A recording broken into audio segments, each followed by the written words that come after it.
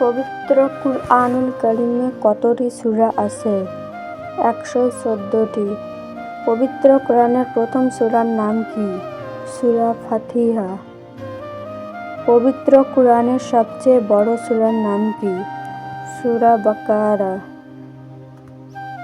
পবিত্র কোরআনের সবচেয়ে ছোট সূরার নাম কি? সূরা কাউসার। পবিত্র কুরআনের মধ্যে সবচেয়ে বড় আয়াত কোনটি? কোন সূরায়?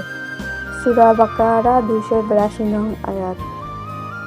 পবিত্র কুরআনের মধ্যে সবচেয়ে ফজিলতপূর্ণ আয়াত কোনটি? আয়াতুল কুরসি। সূরা বাকারা 255 নং আয়াত। ফরজ নামাজ জানতে কোন আয়াতটি পাঠ করলে মৃত্যু ছাড়া জান্নাতে যেতে কোনো বাধা থাকে না? আয়াতুল কুরসি। পবিত্র কোরআনের কোন সূরাটি পাঠ করলে কবরের আযাব থেকে রক্ষা পাওয়া যায়? সূরা মুলক 67 নং। পবিত্র কোরআনের কোন সূরাটি কুরআনের 1/3 সমান? সূরা ইখলাস 112 নং সূরা।